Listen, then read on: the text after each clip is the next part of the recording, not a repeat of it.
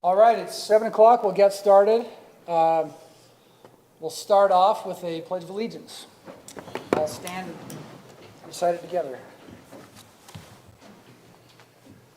I pledge allegiance to the flag of the United States of America and to the republic for which it stands, one nation, under God, indivisible, with liberty and justice for all. All right, then we have a thought and/or prayer from Kevin. Yeah, Turn that over to you. thank you. So tonight, for kind of a thought, I didn't prepare anything really fancy. Really, what it is I've been thinking a lot about how. So Heidi, who's the chair, has put together a schedule for thoughts and prayers, and based on the way that schedule works out, this is probably the last thought that I will give at the Planning Commission before my term ends, and then right off into the sunset. But so I've been on the Planning Commission it's been over 7 years now. 7 years was in January, which means I've attended probably somewhere between 135 to 140 of these meetings. You know, not as many as Lisa and Corey, but whatever. You're two behind. That's not true.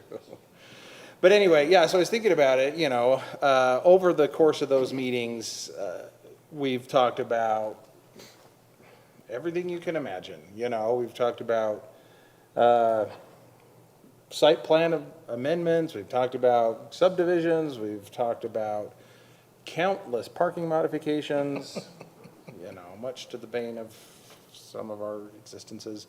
Anyway, but throughout all of that, one of the things that I've always talked about with this commission, current members, previous members, whatever else, is that we've all, in my opinion, worked very well together. There have been times where I've been the lone dissenting vote, others have been the lone dissenting vote, and, we all still walk out of here as friends and we talk about whatever. There's nothing that, there's never been any upset feelings or any kind of emotion that's come about as it from it. And I've really appreciated that. I've really appreciated the work that we've done on the Planning Commission and the way that everybody, staff included, has worked together to make sure that as a city we, we're kind of headed in the direction that I think we all think is the best way to go for us. So I know that some people have maybe not liked some of the decisions at times, but that's just kind of the way things go, and we all live together and work together, but I've really appreciated that. So with that, I'll offer a brief prayer, and then we can get started. So, our dear Heavenly Father, we thank you for this day and for the opportunity we have to gather together for this Planning Commission meeting, and for the freedoms that we enjoy that allows us to be able to make these decisions, to talk about the situation within the city and do what we feel is best for the city and the residents. And we ask you to bless that we can continue to work well together, and that everyone will be able to share their thoughts and ideas clearly, and that we will be able to understand and make those decisions that will benefit Centerville. And we say these things in the name of Jesus Christ. Amen. Amen. Thank you. So our first item of business, we'll get right to it, is a public hearing, conditional use permit for kennel use. And applicant has applied for conditional use permit seeking approval of a dog training center located at 625 North, 1250 West. So Corey, do you need to brief us on this? Whitney, okay. She probably wants me to, but I'm going to let her try. That's true. I do. So the application is for a conditional use permit for a kennel, but it's actually a dog training center. They do special advanced obedience and therapy and service dogs. There won't be any bordering. The reason we've classified it as a kennel is because of the definition in the code. It says, an establishment having 3 or more dogs for the purpose of boarding, breeding, buying, grooming, letting for hire, training for profit, or selling. So that's why it's a kennel. And under the table of uses, it does list it as a conditional use permit in the industrial high zone. So that's why we're going through the process. In the general plan, this is in the West Centerville Neighborhood Plan, specifically the Centerville Business Park District. Kennels aren't necessarily mentioned specifically in the plan, but it does say that one of the goals is preserving the economic viability of the neighborhood. And so based on that, staff believes that this use would meet the objectives of the general plan. Surrounding businesses include a commercial drone company, cleaning services, equipment suppliers, the city's public works department, and an elevator service provider. So the site and the surrounding area seem to be adequate for a dog training center. The impact on the community with dogs and animals, it always comes up, noise and odors are going to be an impact. So the applicant has proposed some conditions, and I've listed them in my report, of how they can mitigate those. So the first one is that training will take place during normal business hours, and on their business license application, they've listed that as Monday through Saturday, 8 a.m. through 7 p.m. Dogs will always be under the supervision of a trainer. No dogs will be left unattended or ever left in the training center overnight.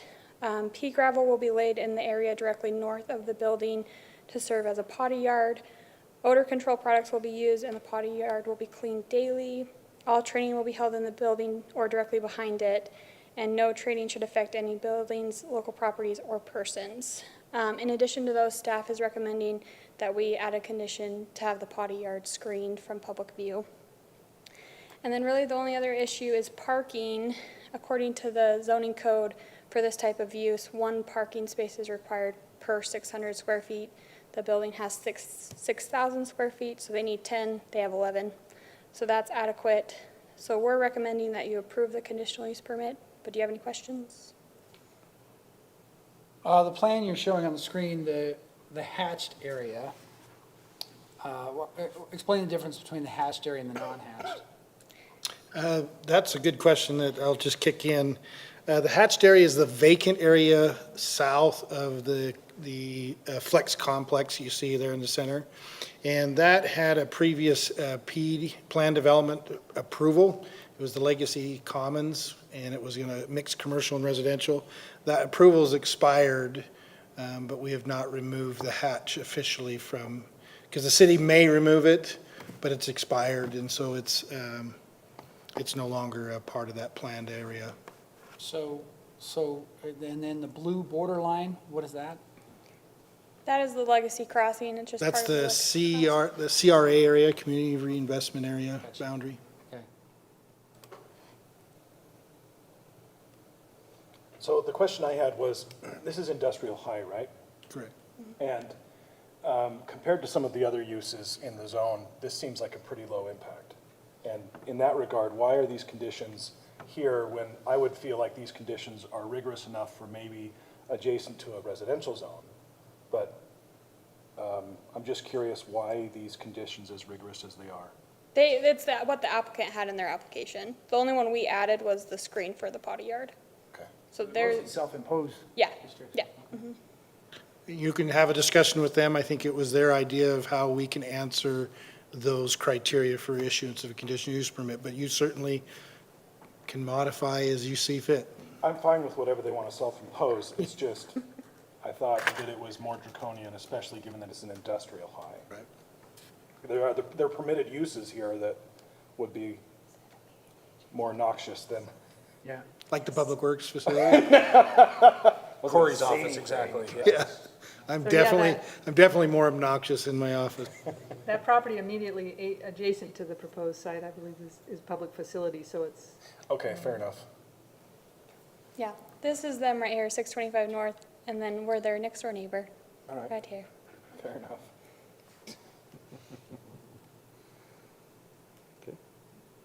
Any other questions? Okay. So, do I have a motion on this? Well, let's hear from the Well- applicant first. Oh, good point. Does the applicant want to speak on this? Sure. Please come forward to state your name. Perfect. Thank you, board members, for hearing me. My name's Dan Hutchings. Accompanying me is my wife, Colleen Tavorik.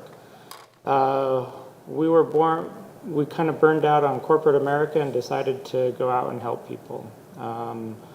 Turned out that teaching dogs to do party tricks, like get me a beer out of the fridge and whatnot, turned into real-world application for training dogs to actually change lives.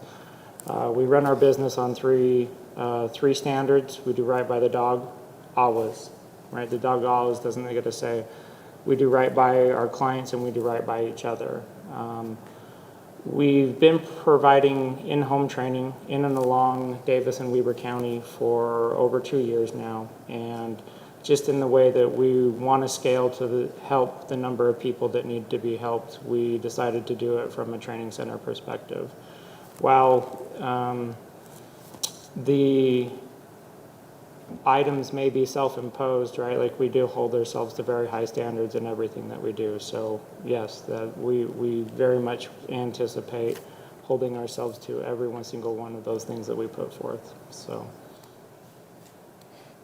can I answer any questions for anyone? Or?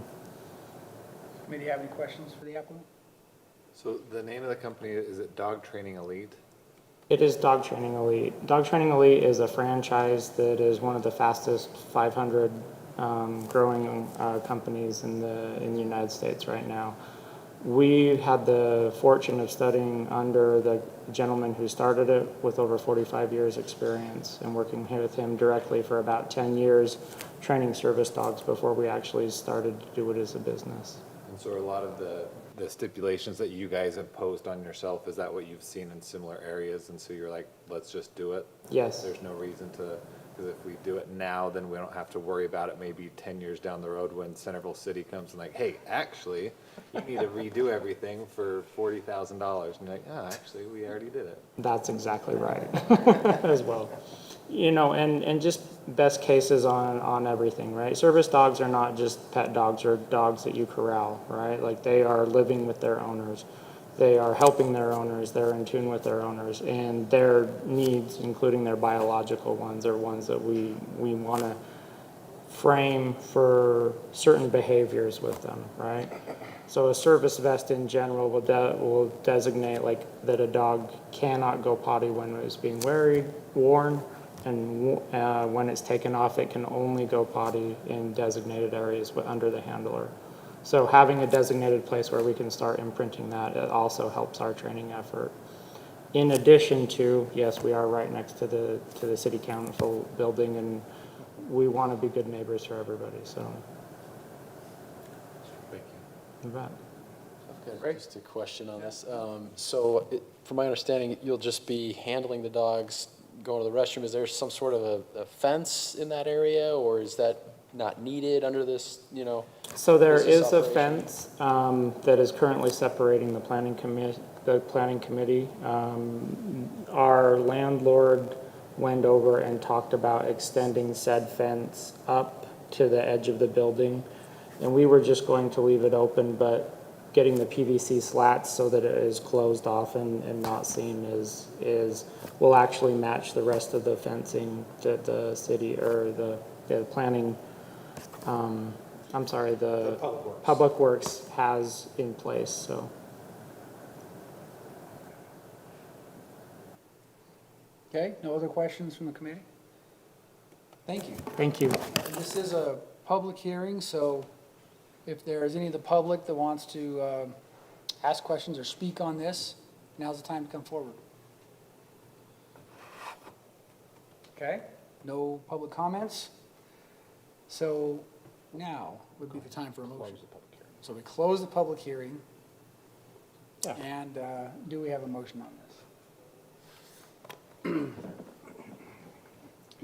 Yeah, I hereby make a motion for the Planning Commission to approve a conditional use permit for Dog Training Elite Northern Utah Training Center located at 625 North, 1250 West, with conditions 1 through 11 as outlined in the staff report, and suggested reasons for action A through D in the staff report.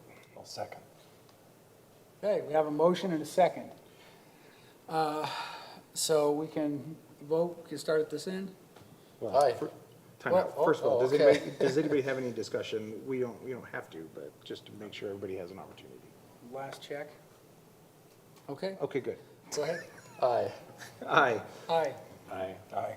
Okay, the motion passes. Thank you. Thank you, yeah. All right, so the next item on the agenda is a public hearing for small subdivision waiver, Eric DeFreeze subdivision. This is at 1441 North Main Street, administrative decision. Okay, and Whitney, are you going to brief us on this as well? Oh, for two. This is Corey. I think they did that to you on purpose. Yeah, well, you know, We're trying the it's best not we hard can. to trick me. It's a little tennis match. We're just Yeah. trying to get you to ooh and ah in between. Yeah, I'll cover it. Just by way of some background, so everybody's on the same page. Back last September in 2022, the applicant appeared before you for this small subdivision waiver request. Basically, in Centerville City ordinances, if you do two lots, you can not circumvent, you can bypass the preliminary approval process. So this is essence becomes your final approval and then go to the filing of the subdivision plat. State law, FYI, lets jurisdictions to choose up to 10 lots to do it. We've been pretty conservative and only do it for 2 lots. So once you hit 3, you're on to the more robust process, except for the amendments of the legislature this year, which have been fascinating, but we'll get to that another day. So they have 2 lots. It was tabled, I addressed in the staff report A through G, which were the items to be addressed. As you can see, some of them have been addressed. Some of them are either underway, and so I'll just kind of explain that. We require 2,000 square feet of area for every lot, so regardless of what's happening on a lot and its size, you just can't create this narrow, skinny lot. You have to have a 2-to-1 ratio for 2,000 square feet to make sure we can put a house in. Their most recent plan that was submitted after this to you has not been posted to you, showed where a typical house plan could be placed. I did write in the report that it likely complies. This is a 0.9, I think, acres lot for 2. You got a large home that's fairly linear, running north-south, but it likely complies. But our ordinance just wants to make sure that you have that ratio. If you look at the easements are required for each lot, they provided the front yard. They've updated their plans to show the 7-foot side yard, which will run between the 2 lots. So they won't be on the periphery, they'll run between the 2 lots. It's still missing the 7-foot in the rear yard, but that would need to be placed on the plat for the rear yard easement. And the provider sheets, the applicant indicated that he thought he addressed a lot of those. We've been receiving those since the submittal. The critical ones, particularly like Weaver Basin Water, to make sure they have approval of them and the shares and whatever their requirements are. I did receive that copy, was it yesterday? Yesterday I received that copy. They have approved it. From their standpoint, they just need to go through the infrastructure to support the new lot. And they indicate in their letter that the new lot will comply with Weaver Basin's new landscaping requirements. So they've adopted some drought-tolerant style landscaping, only lets you put in so much sod and so forth to conserve water. So the district has some of their own requirements apparently now. The other thing to just note, that the utilities are available. You can see them with the existing home. The sewer and the water, I believe, are on the east side, so they will need to be bonding for those improvements to be cut under the road. That may run a little pricey to go under UDOT's road, particularly since it's been overlaid. Likely require a boring if probable, and so you'll see some prices on there. But they do have utilities in the area. The house is being shown located up by the street. So we just need to verify with the fire district that they're okay with access and fighting fires from Main Street, which if you're within 150 feet, they're okay with it. So that's underway. They're getting those turned in. They've been rolling in for the last week. We also wanted to look at, they had a different type of lot pattern. It was kind of a flag lot. It was wide enough to be a regular lot, but it flagged to the west behind the large home. They've just straightened that out. There is a slight alteration. It's not a perfect straight line based on to get the setback for the existing home. But they've created a mostly perpendicular lot line like the ordinance and are no longer requesting much of a modification. The one important thing was the access to UDOT. So you'll see a second exhibit that's been approved by UDOT in the application. They're going to require a joint driveway access between the two lots. And so that agreement and narrative has been drafted up under the UDOT approval. So that was an important approval to make sure UDOT has allowed access to the road. And then the issue of accessory building, I had a conversation with the applicant. They're pretty open to whatever the city needs to make it compliant with the ordinance. The current tenant of the larger home does use that accessory garage. It would need to vacate use of that garage. So they were open to what would best suit the city. So I contacted Lisa and put Lisa on the spot to go back to research this matter. I believe we had this on the Trump subdivision at one point. And so we've just, I've used Lisa's skill set to give us the conditions. There's a couple of parameters that they can choose from. And depending on that parameter that they choose, this will be their outcome. So they can bond for it. They could take it down, right now. They could bond for it and then construct a home within a certain period of time. What were some of the other, was there a third element? It seemed like there was a third element in there. I don't have it off the top of my head, but it's in your conditions of approval. So they choose one of those elements, and then the consequence of that choice follows. So you can explore that more with the applicant and what they're thinking in their minds. One of the issues that's come up is, are they prepared for approval? The answer for staff is, if you are disciplined, there are some things that need to be taken care of, and so I repeat those in the conditions of approval. From staff's perspective, the critical ones are taken care of, and so now it's up to the Planning Commission to decide, do you want to allow some of those tie-up conditions to be verified as part of the final plat? And just so you know, in our ordinances, we require a plat. It's not something you record meets and bounds. We require subdivisions to be a plat, and it'll have all the checks that are normally on a plat when it gets taken to the recorder. So staff can go through these as part of that plat and make sure they've answered those questions. But if you're uncomfortable with it, as a commission, you can have a discussion with the applicant and see if you can reach a comfort level. If not, you can table it for those tie-ups and bring it back to you. So staff has provided you the ability to approve it, but again, it's always your discretion. So we're recommending approval because we think the critical elements have been addressed. All right, any questions from the committee for Corey?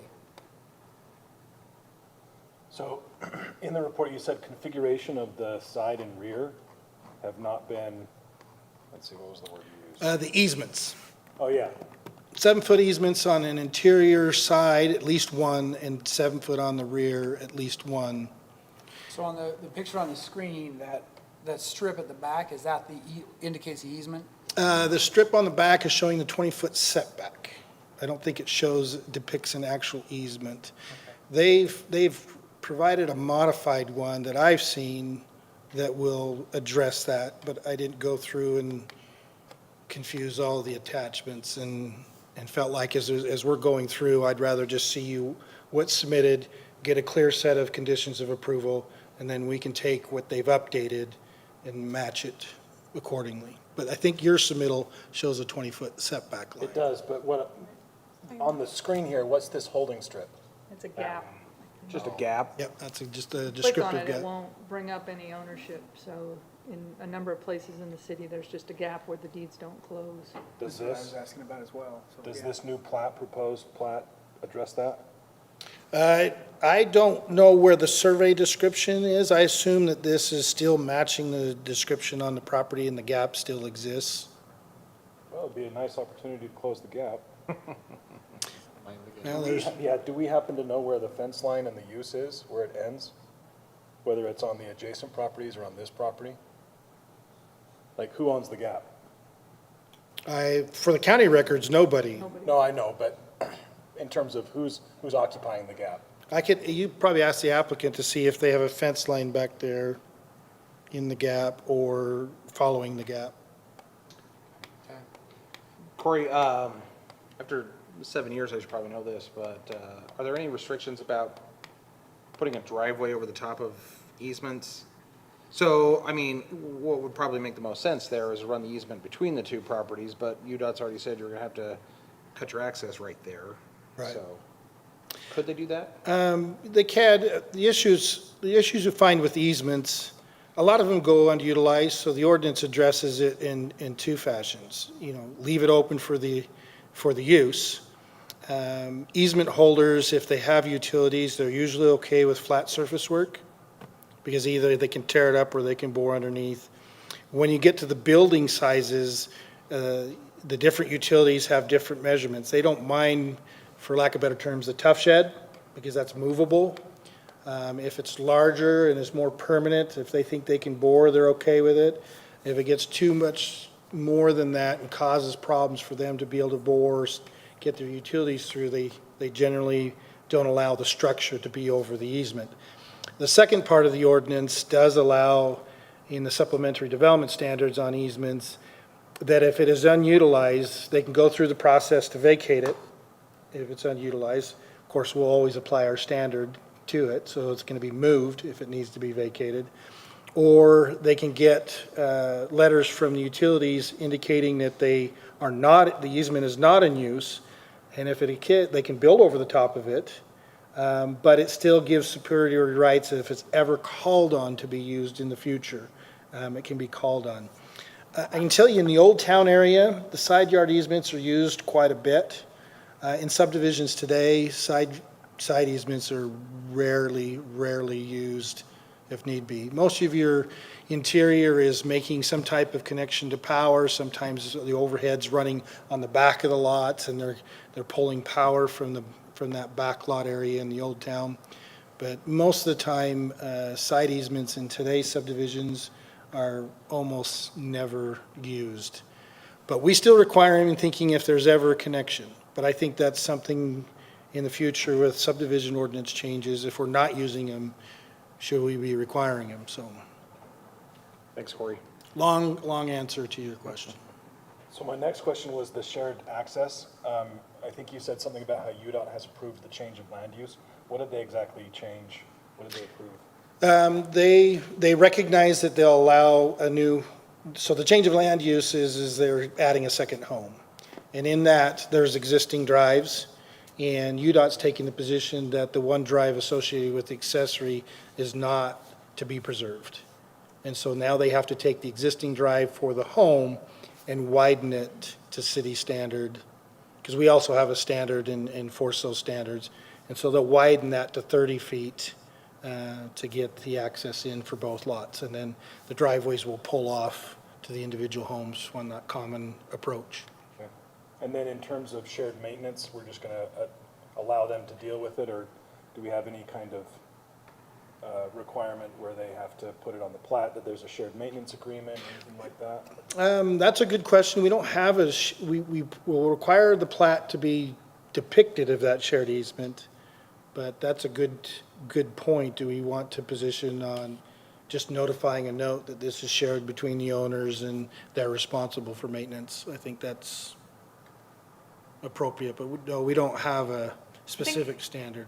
Yeah, we've done it both ways. We have had this issue, particularly when we used to have flag lot ordinance. So we've done it both ways, where we either put a short note on the plat designating that and designating on the plat, or they do a separate, more detailed cross-access easement that's recorded with the plat.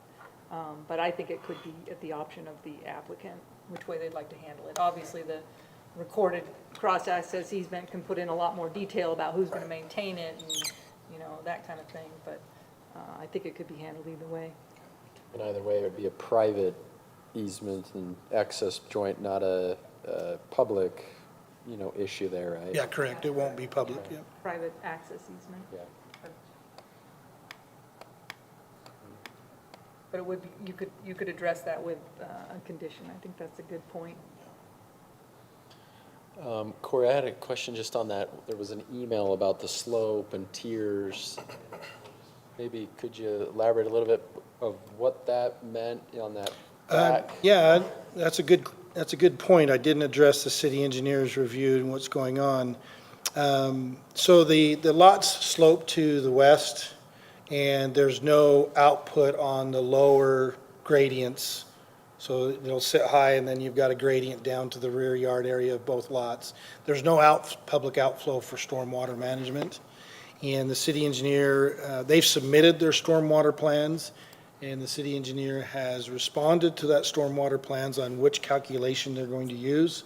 And so they need to return back the calculation that he's recommended. And the idea is to capture that water since there's no outfall. And so they can do some berming and some swale areas so that the water doesn't run to the further to the west. And he's just looking for those details. But that's a good point. I didn't address that in the presentation. So Corey, do you feel like that's covered by condition number 4 in the proposed motion? For the city engineer, Yeah. yeah. Yeah, he's made a modification on the calculator that he wanted to use, just to make sure that, his issue is you can use one calculation and capture that water, but if you exceed that capacity in storm, because it can potentially overflow, it's not going to overflow to a street. So he wants that higher capacity to make sure it detains that amount and not overflows To the neighbors. to the neighbors. And what currently is there? I said there's probably nothing A there. bunch of grass. Yeah, nothing now. It just naturally drains off the property Into the and neighborhood? whatever they've done in their yard space to Yeah.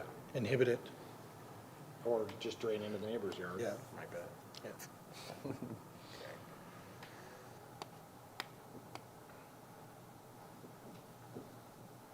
Okay, any additional questions from the committee on this?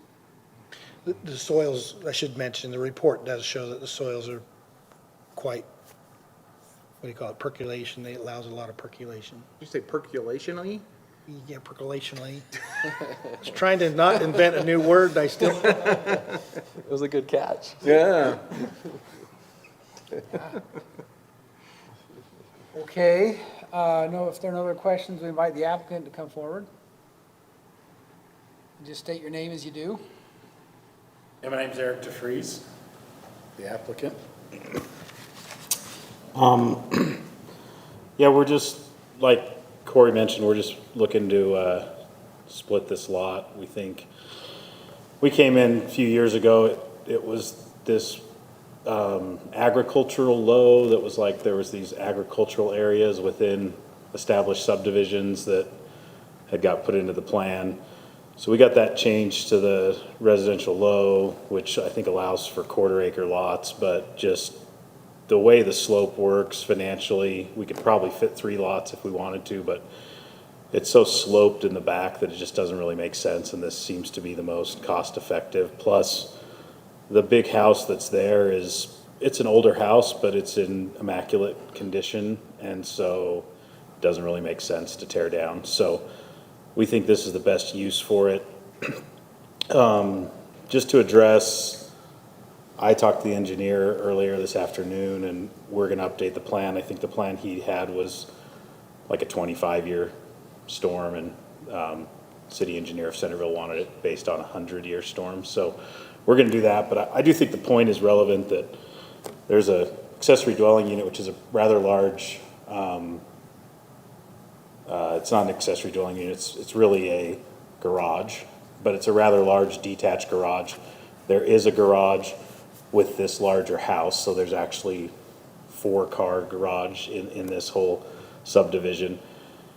And, you know, basically there's really was no plan for drainage, and we've never had any issues with the neighbors, and we're gonna be knocking that down, and maybe the footprint will be slightly bigger, but, you know, it seems like it's more just an opportunity to apply new standards for, you know, runoff and drainage, and our engineer's very confident that with some small berm and some depression that we can retain, you know, any potential water for that 100-year storm. Other things, I did just want to clarify, there was a question about easement underneath the shared access. So I think we had talked with Corey about the 7-foot easement can either be on the shared area, so in the middle of lot 1 and 2, or it can be on the north side of lot 1 and the south side of lot 2. We would propose to actually put it on the north side of lot 1 and the south side of lot 2, so then we don't have to deal with it being underneath driveway. So we've asked the engineer and our surveyor to make that amendment. Yeah, I think the other interesting thing, and this was good to go to UDOT, but you know, we think it's a bit strange that there is a curb cut already in the road, and UDOT's making us close that curb cut and make a shared access. I personally think that's a bad idea by UDOT, but that's what they said. I don't think that that makes things any better, but I don't know that we have much of a choice in the matter. So we're comfortable doing that. We've actually gone through with UDOT and we filed a cross-access easement. So I don't know that it addressed maintenance, so I'd probably prefer to just put it on the plat. But UDOT has a form cross-access agreement, and it's been recorded with the county on the lot as it stands and should follow to both lots. So, you know, access for the existing person in that house versus who builds it should be taken care of. And I think otherwise we just ask for approval. We feel pretty confident that we can do this. You know, I have a partner on this, and you know, it's mostly our intention to split this off and keep this the main house and then just sell the lot to someone that wants to build a house. So we probably would be more interested in just putting up the $25,000 bond than making a commitment to, you know, being held to building a house within 12 months, but we're open either way. And I think, oh, and we have gotten quotes from somebody to knock the garage down, but the current tenant of the property uses that garage, so I think that's why we would probably prefer to wait, but he is on a month-to-month lease, and so if that was a condition that we needed to do, we could, you know, demolish that. And we have gotten a quote for boring under the road to connect into the culinary, which I think is on the east side, and some others, but, you know, we'll just wait and see what UDOT requires when we pull the permit. But we're prepared to bear those costs.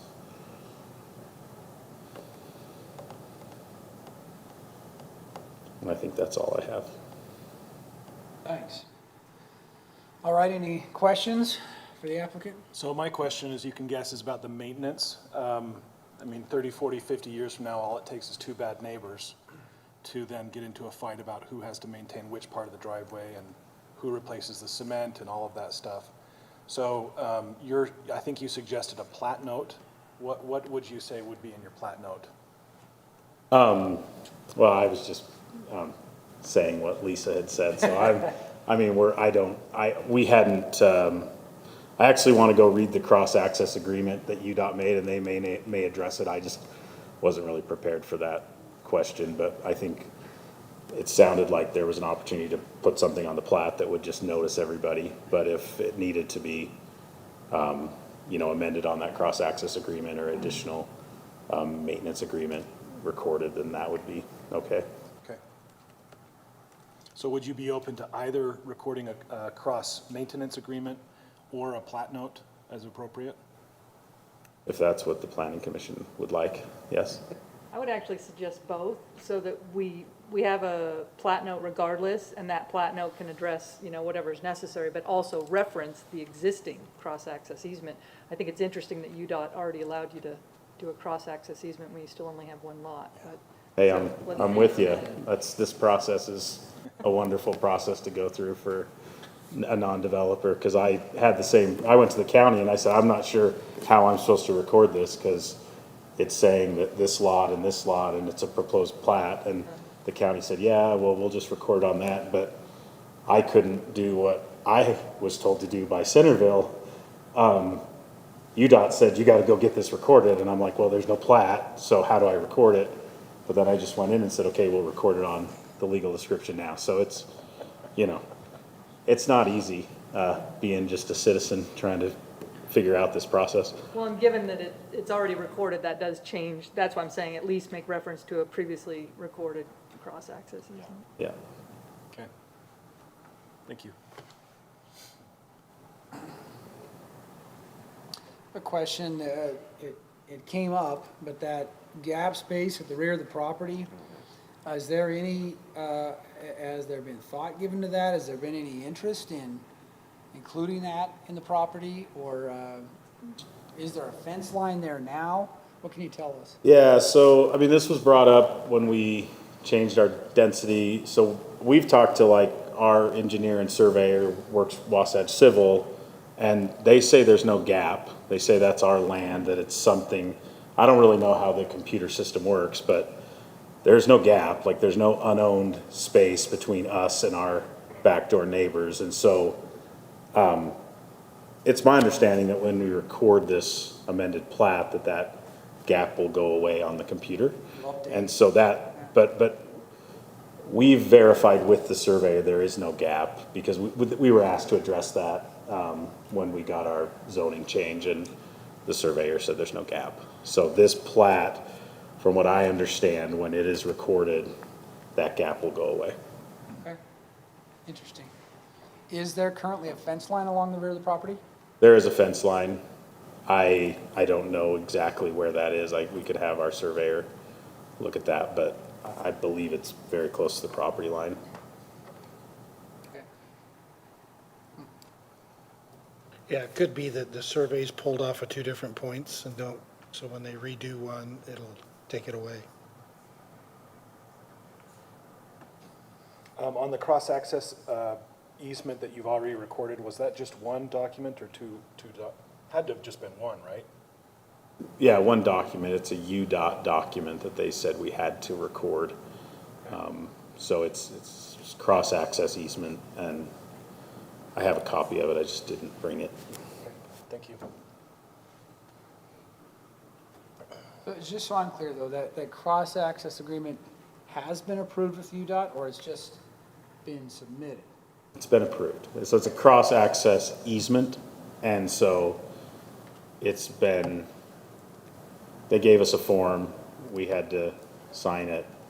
Then they told us to take it to the county and record it. County sort of gave us a hard time because it references this plat, lot 1 and 2, but we just recorded it on the current legal description, and then we have to go take that cross-access easement back to UDOT, and we give it to them. But it's all been approved and it's done. Okay, thank you. Any more questions for the applicant from the committee? Thank you, Mr. DeFreeze. Thank you. So it's public hearing. Does anyone from the public want to come forward? Okay, looks like no. We'll close the public hearing. And any other questions for Corey or discussion among the committee on this? So I've drafted some possible conditions, and rather than wait for the motion, can I just throw it out there and Yeah. we can bat that around? That's better, yeah. And rely on the brain trust to help us get this right. So here's one condition. The applicant shall create and record a maintenance agreement applicable to both parcels, and then also place a note on the final plat noting that the driveway is a shared, oh, I did this wrong. Oh, my goodness. Man. Noting that the owners shall, I'm going to start over. Okay, the applicant shall create and record a maintenance agreement applicable to both parcels, and then shall also place a note on the final plat that the driveway maintenance is shared equally. And then the other condition is the applicant shall place a note on the final plat noting that a cross-access agreement has been recorded, including the county recorder's document number, and that easement shall be visually depicted on the plat. Just one comment. Thoughts? Typically, we leave it up to the private parties to determine, so you're mandating that it's shared. Yeah. That's not intended, but yeah. So the thought was just that they have to address the maintenance. Yeah, I was gonna say, I don't know that we get to decide it's equal. No, that right? was not, no, that was not my intent, but yeah, fair enough, I just defaulted to that.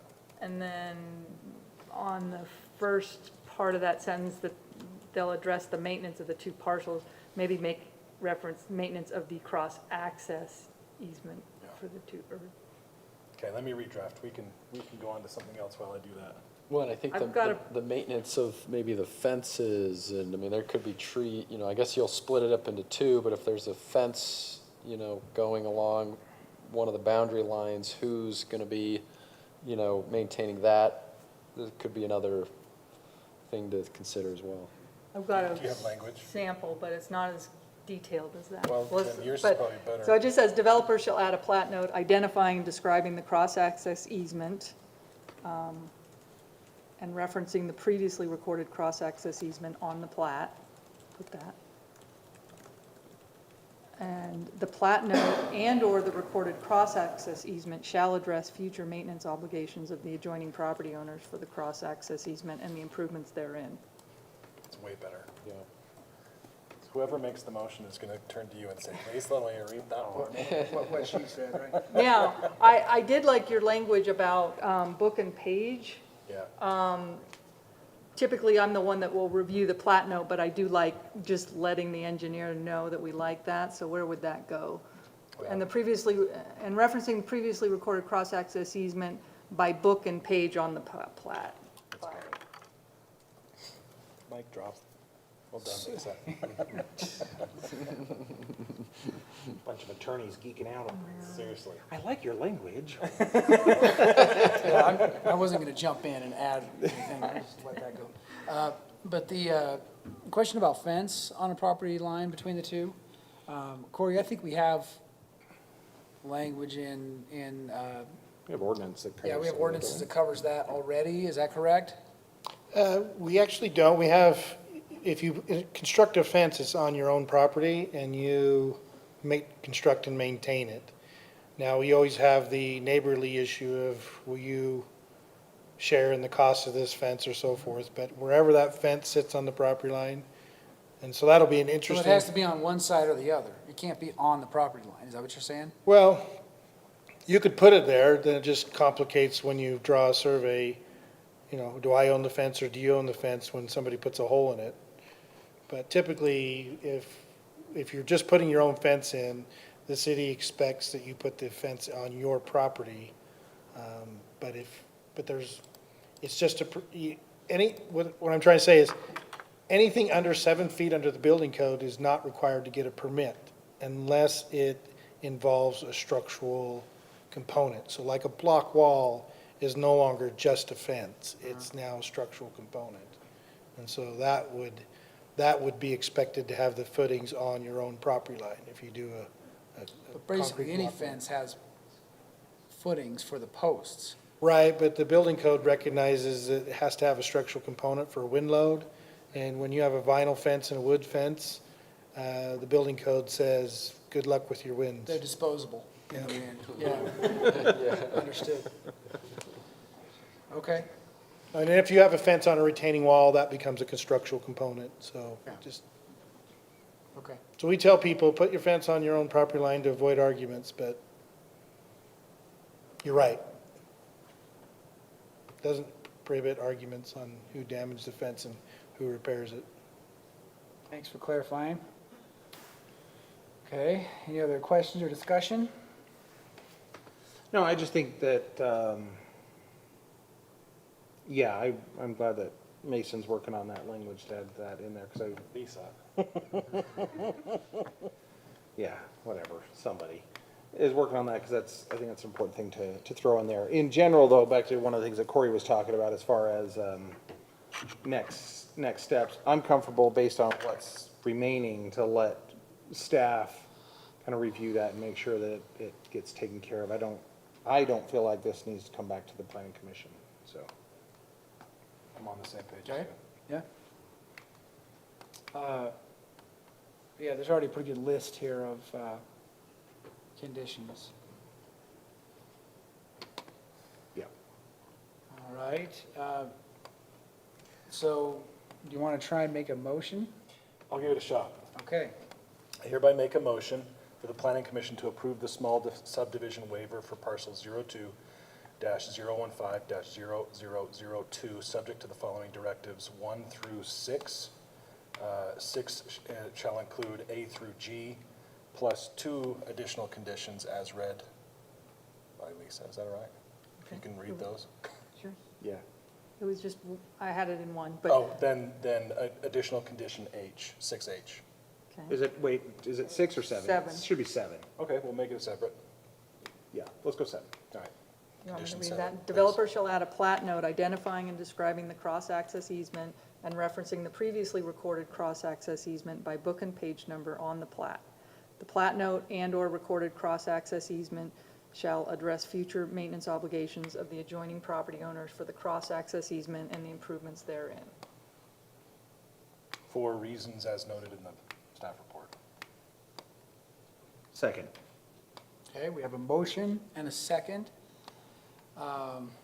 So we'll vote. Do you want to start, please? Aye. Aye. Aye. Aye. Aye. Okay, the motion passes. Go with the staff recommendations on that. Great. Thank you. Okay. So, third agenda item. Oops. We've got the public hearing zone text amendment, Hillside Overlay Zone J.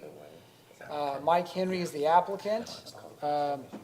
Petitioner, Mr. Henry, desires to amend the zoning text for the hillside overlay and believe there should be a way for those residing in the hillside overlay to have the opportunity to increase the impervious material in their lots up to 60% to match the rest of the lots in Centerville. Okay, who wants to speak to this one? I think Whitney wants it, no, I'm teasing. Definitely not me.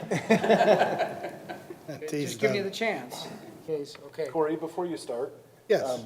Lisa, just in terms of transparency, I don't think that I'm going to need to recuse on this, but I should just put it on the record that the Henrys and the Cares are family friends. Our sons attended the same high school and we're on the same football team. Do you feel like that's recusal? Well, I guess the question is for you if you can be objective. I would say that I in this would, but- decision-making, and that's the standard. All right. But I appreciate the disclosure, that's good.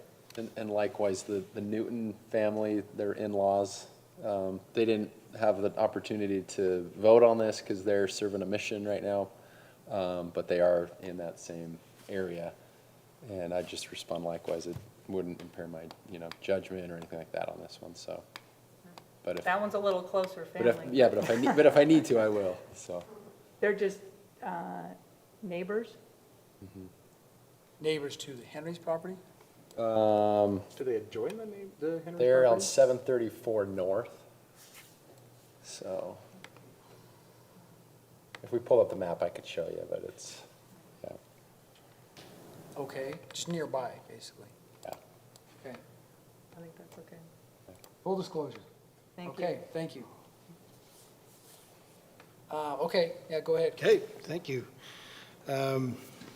Just setting back for staff in the context of coming to you, I don't know the full reason and impetus for creating this, but I suspect it was also somewhat related to a previous application where we did a map amendment for 3 lots in the same area. So I'm assuming that this probably created the seed of further discussion. Just some history on that. The Planning Commission recommended approval. There was some hesitancy on that approval based on there were maybe some larger issues to be addressed and when should they be addressed and the timing of should they be addressed. But there was a positive recommendation that was sent to the City Council. The City Council reviewed that map amendments and they shared a lot of what was discussed at the Planning Commission. They understood that maybe this was something that needed to be done for now, but the whole idea of, what should we be doing, what we should be revamping the hillside, because there are a number of problems that staff believes it's there. It's an older ordinance from a long time ago, and it's merited to have some update. So they shared some of that opinion. It has not yet reached a level that the city's actively pursuing that. We still have to have our goal sessions and some other things with the City Council, so, because that was a fairly recent application. So subsequent to that, Mr. Henry submitted a text amendment change. So the approach now, that area of discussion, was that there is a plateau that sits just above the roadway. Several of the homes are really kind of on that flatter plateau, and then you hit the higher road, and the homes are down where the gravel pit level area is, but a lot of their lots extend up the foothill hillside in a fairly steep area. And so Whitney, if you can find that zoning map for me, we can point that out to you. So the approach that the Development Review Committee, now the Development Review Committee, for some of you may not know, that's a component that every application comes into to the city staff creates a committee that looks at it from their various departments. And as the application comes in, we work with them to try to find compliance or give them some feedback on their ideas before it reaches the Planning Commission. And so that's the Development Review Committee. And as this project came in, there was significant discussion from a staff level of trying to say, what should we do? What would be the recommendation overall from the Development Review Committee, acknowledging the past comments on the previous project. And just for your information, our city engineer is attending tonight because a component of that is important to the drainage and stormwater management issue that is really probably the focus and subject at hand. So our approach from a staff level is we met with the applicant. They've provided others that are in seemingly support of some changes. There has been improvements to several of the lots through time. And where they sit in the percentages, I don't know. But the base concept of the hillside sits at, if you're located in the hillside area, now we're addressing a lot of things in the hillside area. We're addressing whether you have surface fault ruptures, whether you have landslides, what's the issue of infrastructure, slopes, disturbance of vegetation, how much cuts and fills are going to take place to make this subdivision. And so the hillside's looking at it from the perspective of you're taking this raw piece of ground and we're going to go through and try to figure out the best way with all these geologic hazards and issues to approve a subdivision. Once you are platted as a subdivision, in the case of these homes in this area, they were platted as a part of a previous subdivision, you now have your lots and you have your configuration. And what it says about each individual lot then within the subdivision is that we've addressed those other matters, in theory, in the subdivision, but we still are going to handle stormwater management on the slope areas on the individual lot basis. So that's the component that will still manage your stormwater. And how we manage that is by limitations right now.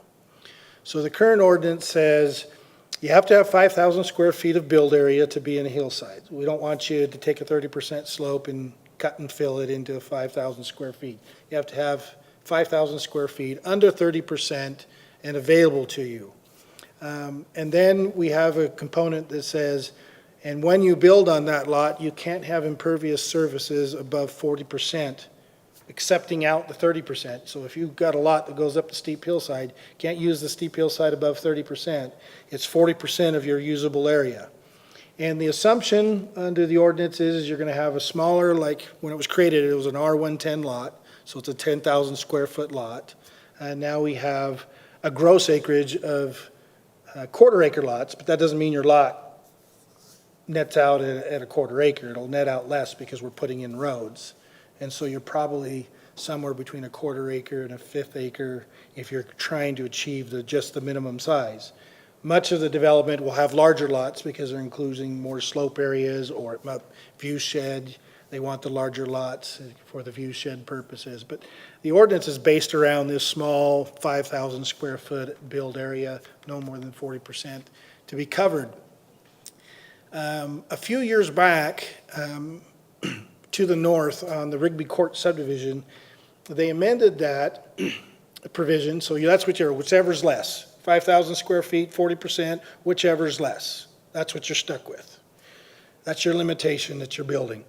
So if 40% is 4,500 square feet, you're at 4,500 square feet that you can cover. So it's whichever is less. The Ridley Court subdivision came in and said, look, I'm doing 1 acre, half acre, and 1 acre lots in the subdivision.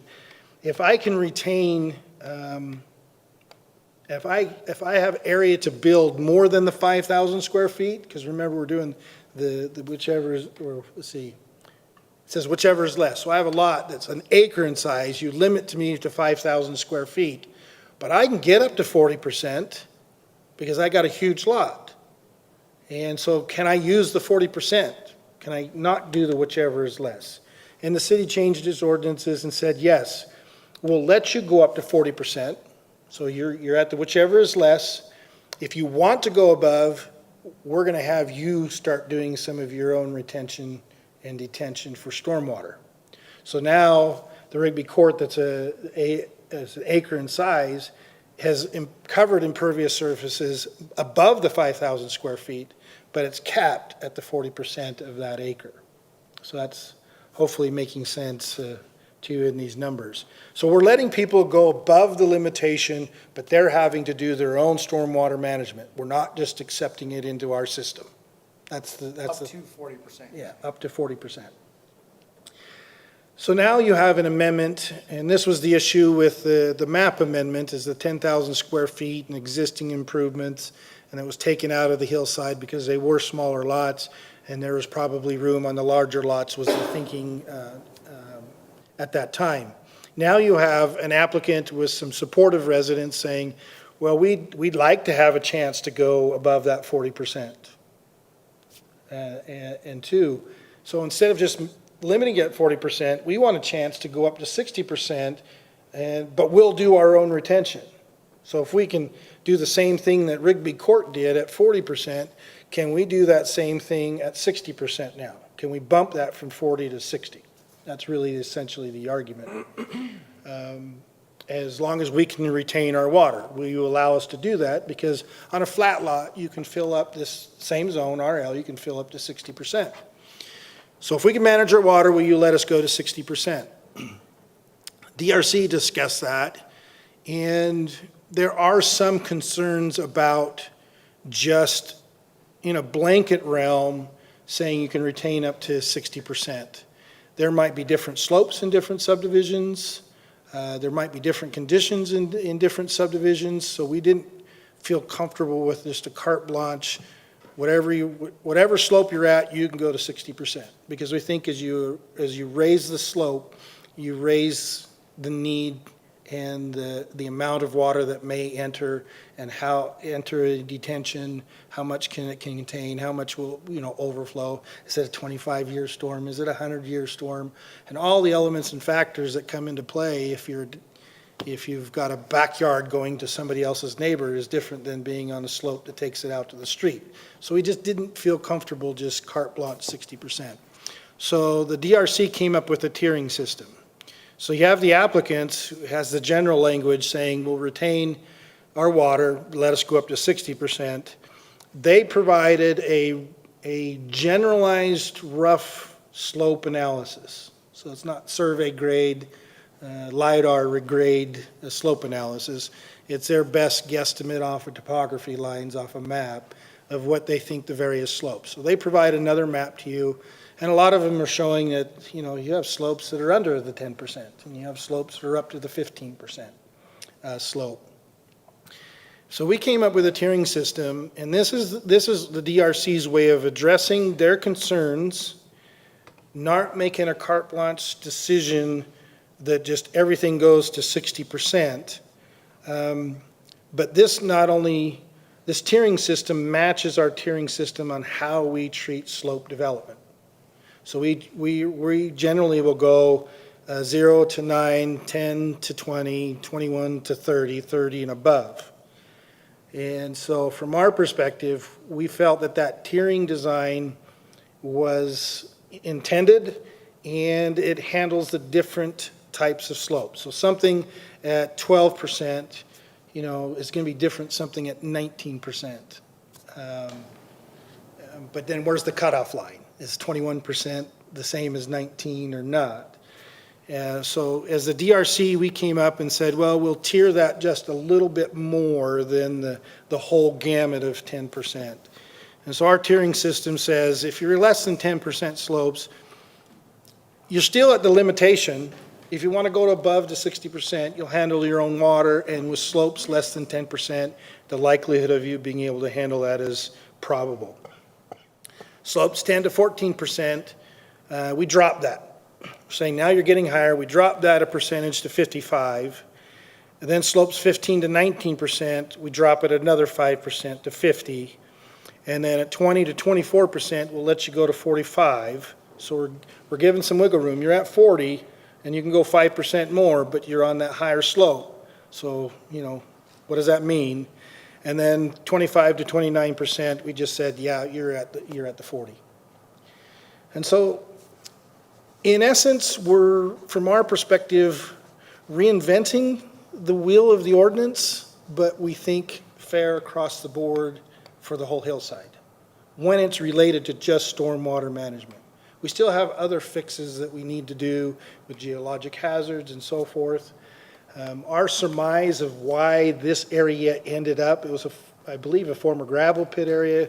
I think Kevin can, or the residents can tell you what the history, because I wasn't here at the time.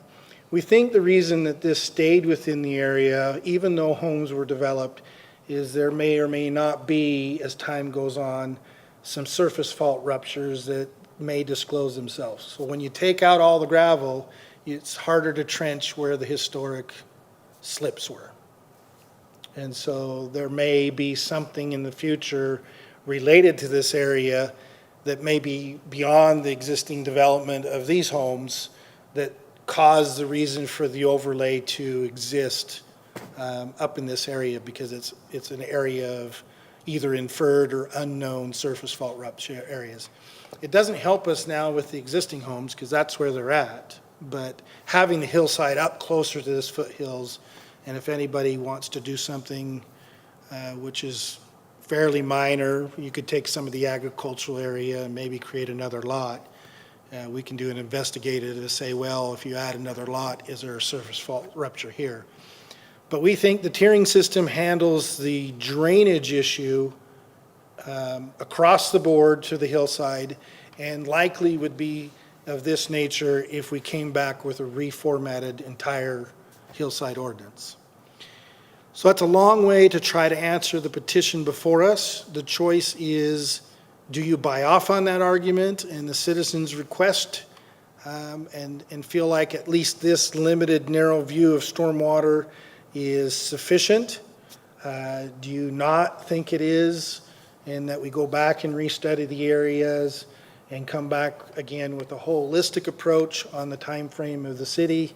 And I think you'll likely see something like this come back into that ordinance. So are you comfortable in this limited way before reinventing the ordinance or not? So we found it a solution to the petition. Thinks it addresses it holistically, So now everybody across the hillside, wherever they're at with existing development, would be treated the same. But we got to convince you on a majority vote and convince the council on a majority vote. So you get to recommend whether you agree with this approach or not. So we've recommended that's, if you're going to modify it to staff's recommendation. But if you agree with the applicant's recommendation, you always have that choice too. So what be your wishes? So Corey, the staff's recommendation is that this ordinance be updated that would cover that whole zone? It would cover all of the hillside. Okay. Wherever the hillside exists, they Apply would to get. all of it across the board, yeah. Yeah. Where I think the 3-lot was really just a geographic issue and a problem. We think this text amendment is more robust. We've spent some more time with it. The Henrys applied for it, putting staff's arm behind our back and making us put on our thinking caps a little harder, whatever you want to interpret it as. But we think it's fair that if you can retain some of your water, and in this gradation of slopes, you're not treating a 5% slope like you are a 20% slope, which really the ordinance is doing right now. And we modified that a little bit with the Rigby Court, but So this change, though, would not affect Rigby Court or the 3-lot adjustment we made a year or two ago, whenever that was? no, the Rigby Court is in the hillside, so if they have more area to develop, they could. So like the acre lot could go above the 40% now. The half-acre lots, given where they're at and how much has been built on one, they're probably not as beneficial, because just the way the lot works, but there may be a lot or two in Rigby Court that could take advantage of this. The 3 lots that were taken out of the hillside, this wouldn't apply to, but they're limited with the 10,000 square feet that they already have. Oh, that's right, we took them out. So Took this them map- out. This map needs to be updated. Yep, we got to get the GIS to update. Yeah. So Corey, do we have a statute or ordinance that dictates how this slope is calculated? In the hillside, there is a slope measurement. Kevin can maybe answer that. He's our city engineer. There is a formula in the hillside, and I don't know. Well, my question is, does it exist? If it exists, I'm fine with that. Yes, it does exist. Well, Kevin, could you help us understand how the slope is calculated in simple terms? Yeah, typically we would go average slope, so we would go from the back of the sidewalk, in these cases, to the back of the lot. You know, take the footage and take the rise and calculate the slope that way. So typically it's an average slope across the lot that we would use. For the whole lot? Because I imagine a lot of these lots are gonna have a flat area, maybe in the front yard, it's gonna slope off and then do something different in the backyard. We're just gonna average that front to back. Yeah, so for example, the 3 lots that were taken out, we talked about those. I think they had about 10 feet of fall across about 100 feet. So they were at about 9 to 10%, but by the time they have a walkout basement, that eats up that 10 feet, and then you have a flat backyard. So you are able to pick up a lot of that slope with a walkout basement and make some flat areas to use some for detention and retention purposes. Kevin, this table that you recommended with the tiers and stuff, is that something that's used elsewhere? Is that, in the engineer's back pocket, or how did you come up with that? Yeah, I think that the way that I kind of, let me say first too, that I live in this neighborhood, so I want to disclose that as well. I did not sign the petition or the application. I wanted to make sure that I was not on that application, but for disclosure as well. But so, 0 to 9% is a pretty workable slope. Most of these homes that are east of 610 East, almost all of them are between 0 to 9%. Many of those in the middle are probably less than 2 or 3% slope. So very typical to Corey's point, I think that a lot of the reason this subdivision was put into the hillside overlay was due to some of the faults and some of the geological hazards, maybe not so much because of the slopes. 10 to 14%, in my opinion, is terraceable, so you have room to terrace and create basins where you can retain water. Did I get that off of a chart? No, but just from experience in this area, other lots, I do think that, again, 9 to 14%, you do have the ability to terrace and capture some water. Once you start getting above 15%, it's going to depend a little bit more on your soil types.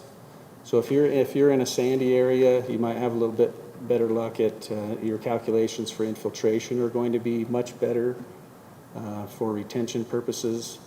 But if you get into a silty or clay area,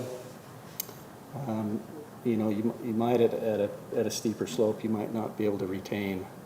So each lot would still have to come in with separate calculations, geotechnical study on infiltration rates for their soils, and prove that they're able to retain their own water on their lot. So I don't think that and maybe there needs to be some additional wording, but the percentage slope alone won't be the final end all. They'll still have to submit a plan that shows their volume, their calculations for retention. There might be times where they have to come up with underground retention or sumps potentially if they don't have the infiltration rates. Typically on the hillside, most of the soils are sandy, so you do have a better chance at getting a system that will work and infiltrate into the ground. Thanks, Kevin. I've just got a question on kind of your comment on the holistic approach. Have we seen like neighboring cities do this kind of, graduated process and, analysis? Or is that, we don't really go to see what Bountiful does because we don't care what Bountiful does, but. No, all your cities will address stormwater management. They'll vary from city to city on how they calculate and do their methodology for stormwater management. Centerville, and Kevin can correct me, Centerville has a capital improvement plan that assumes a certain amount of stormwater for every lot. And we build the infrastructure to that. And then when you get into your commercial developments, you'll exceed that, so you provide your retention and detention systems inside those commercial developments because they got the large parking lots and so forth. And then in the old days we call it, which is only a couple of years now, but you could detain where you hold the water as the system has its capacity during the storm, and then it releases as the capacity increases with the outflow of the stormwater. Now the state requires retention for anything that's acre above, right, Kevin? It's acre above, now you have to retain. Side note, means you can't get it out to the Great Salt Lake. Oh, I didn't say that, side note. But you have to That way, the one on Chase Lane, they had to retain. They have to retain. And so they're an acre and above, you have to retain that. And so some of the way we work is based on what our system size is. And then when you increase some slope areas, you have a potential to increase that capacity if it's just a free fall of water. So even if you're moving it to the street, we have only a certain capacity. Then you have the surface water runoff if you have slope to adjoining lots. And you create some problems that way. And so each city will do something like this, but they may have their own formulas and designs that they have the base parameter from. Maybe just let me bring up, you mentioned the Barris Cove off of Chase Lane. So even though that was not in the hillside overlay, on those lots, the main concern comes up on these downhill sloping lots that you're sloping towards your neighbors. So on those lots, even though it was not in the hillside overlay, we still require retention. We still require basins so that they keep their own water on their own yard and let it seep into the ground. So that's something that we're aware of, even when we're not in the hillside, is making sure. Yeah, you're always doing stormwater management, whether you're up in the hillside. The question is, how much impervious surface do you want to cover on a hillside lot?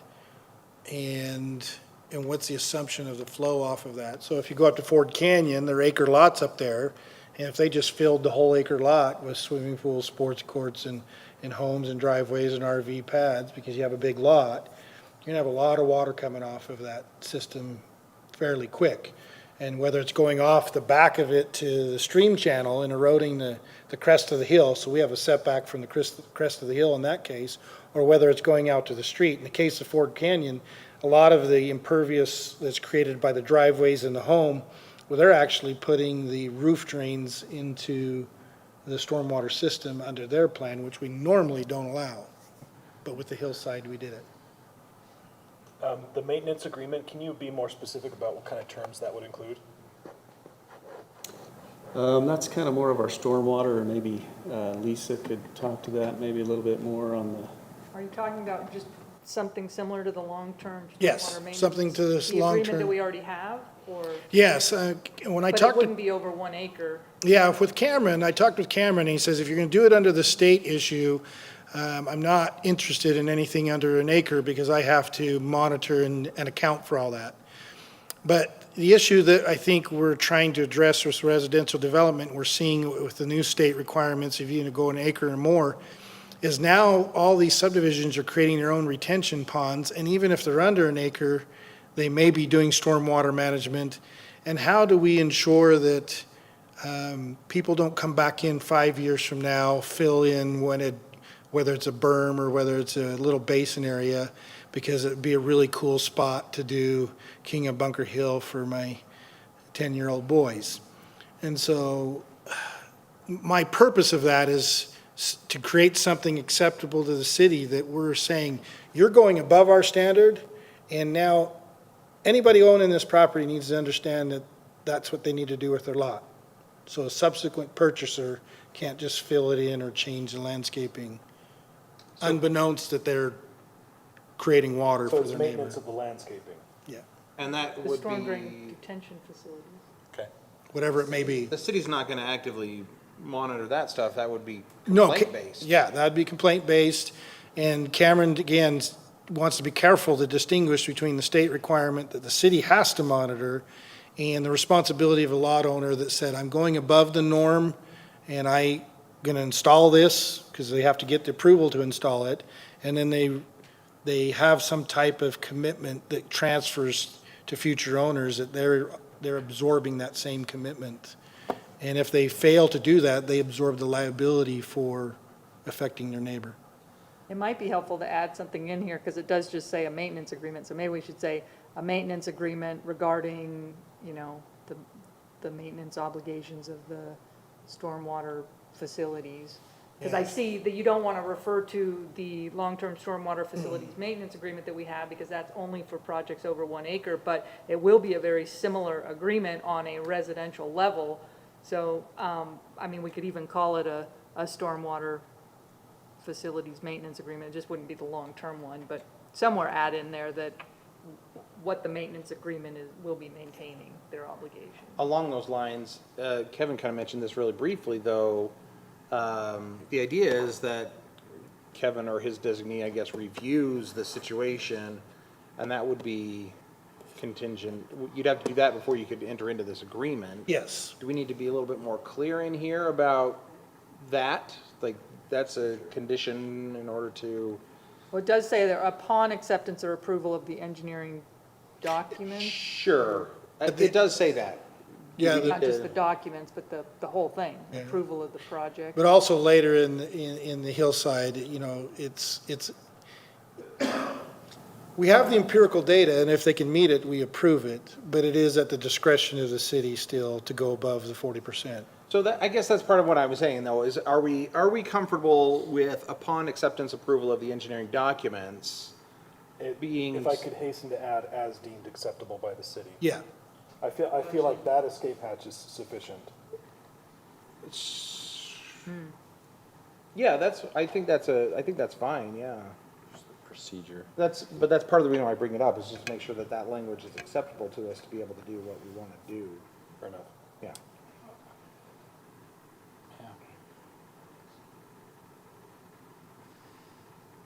Yeah, I could maybe bring up the DeFreeze subdivision as well. That's one where they're not in the hillside. They probably have, I'm guessing, 5 to maybe 10% slopes in the backyard. Maybe it's not quite 10, but more than 5, most likely. But even though they're not in the hillside, they have to submit a drainage plan with drainage calculations and soil infiltration rates. And a professional engineer has to submit calculations as to how large that retention basin ought to be for it to seep into the ground. And then the city engineer's office reviews that. So that's, again, something that we do. I just think of the different developments that come through that we do review that on always, so. Yeah, I think the difference on outside the hillside is you get to cover up the percentage of your lot of whatever the base zoning says, as long as you handle your water. And the hillside is saying, even if you have an acre lot, you're still restricted to 5,000 square feet or 40%, whichever is less, unless you do something in addition. Well, I think that makes sense, given the nature of a slope versus not a slope. Right. Okay. Just a thought, what you were talking about complaint systems, so a lot of people have been putting pickleball courts up, so I'm just thinking of, what if, you get a pickleball court in there, was that just, and then a bunch of, water comes off the lot, is that just a complaint that you've come to your neighbor will file something with the city, or how do you address Yeah, that sort of an issue? that's a great question. It's like the fence. If you put up a 8-foot fence, it's a by complaint basis issue. The city has chosen by policy for now for staff to receive complaints from individuals for whatever it's generated, official complaint. We investigate if there's a violation. So example is pickleball courts. Flat work is not a permit requirement to have flat work, but it may affect your impervious coverage. So if you came in to do something more, it'll get flagged. And you'll have to come back with that percentage calculation and choose to take something out if the pickleball court exceeds it, or take the pickleball court if you want that, whatever you want to do. But it often gets flagged, and I wouldn't say it's every week, but I would say a few times a year, somebody's flagged with impervious surface violations, even down outside the hillside. They get flagged with it. So, if you build something under 200 square feet, you don't need to get a permit. You build a fence, you don't have to get a permit. If you do flat work, you don't have to get a permit. So there are improvements that get made that get flagged later at some point in time.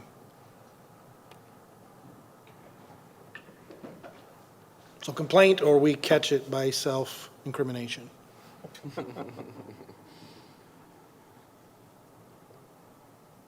Any other questions?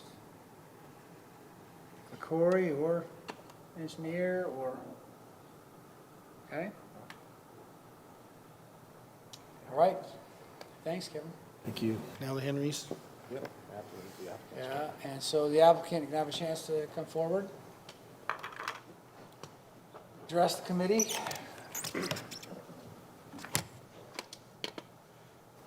Introduce yourself. Yeah, I'm Mike Henry. Appreciate your service. I've lived here in Centerville for about 30 years. My kids grew up here, grew up with the Cares, grew up with Matt's kids, and we just love the city, so we appreciate everything you guys are doing. A couple of things that I just wanted to point out on this is there is a mechanism in which this hillside, when I went around, I got 17 of my neighbors, I caught up with 17 of them, and they all signed off on this, that they, supported the change in the text. And there was only one of those 17 that knew what the hillside overlay was. Only one. So me and him, and he's right there. Fraser Roy. And that's because he's doing the same thing I'm trying to do, and that is put a pool in our backyards. And we're running across hillside problems, even though we got, in our opinion, we got plenty of space to still retain the water we need. But Corey talked about those 3 lots up there that got taken out of the hillside. That really was not my motivation for this application, but it was interesting that that happened only less than a year, I think, ago, when the Knights brought in their application. But I guess the thing that I want you guys to probably consider, and that is that when I was looking at these changes in this, in the whole hillside, I read the whole hillside overlay, and it's a lot about subdivisions and geological things and hazards of being on a hillside, right? But there's one paragraph that's catching us up now that we've got an existing lot. And the one paragraph is paragraph D, which is the one we keep talking about. And so I'm just hoping that at some point, whether it's my language, the language that I put in here was if the lot is under 15% slope. I didn't allow for anybody above that, but I agree with staff and Corey that there probably ought to be a graduated thing. So I do agree with that, and I agree with the maintenance agreement, and so I agree with the whole way that they're going about it. I think is perfect. But just a couple of things that I wanted to, some of the reasons why I'm here in particular is, and I'll read these off. I can read them much better than I can try to say them, but number one is we as citizen residents believe that drainage is the main issue regarding existing developed lots in the hillside overlay. And that's in that paragraph 1240.42.040 D in the hillside overlay, and is the only paragraph that addresses this issue and needs to be updated. Number two, currently the hillside overlay covers many different types of lots, unilaterally limiting us to only have up to 40% of our lots in impervious material.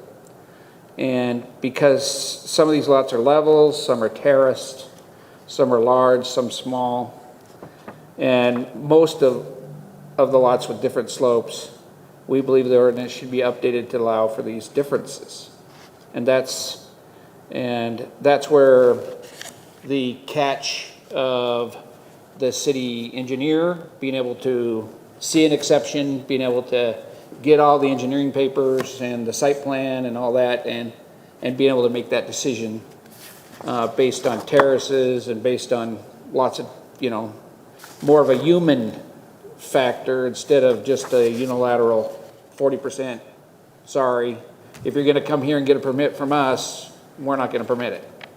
But like he said, Corey said, there's a lot of things going on up there where people are covering with impervious material, and they don't even know about the 40% thing. And so it's been going on for a while up there. And so that's one of the reasons. And then the other one here is as a result of continued advancement of there's been a lot of advancement in drainage technology. With recommendation oversight by the city engineer, we believe an update of the hillside overlay would allow for all residents to have the opportunity to increase pervious material. Now, I put up to 20, 50, 60%, but we could just say up to the amount of your slope of your lot, like staff has come up with, by retaining our own water. And then we've already said the last one, which is that we believe that there ought to be a way in which this can be solved. Not a single one of the people that I approached to sign this petition denied to sign the petition. So there definitely is something that needs to happen, at some point needs to happen in order to give us an opportunity to use and enjoy our property. 60%, no matter what your slope is, as long as you don't have those little lines over your property and you're not in the hillside, you get to use, you can go up to 60 in this city. So we just feel like there's, you know, sure, if your slopes are too great, sure, maybe you should be, you know, limited, and Corey put that into his graduated scale. But that's kind of why I'm here, and just wondering if you have any questions.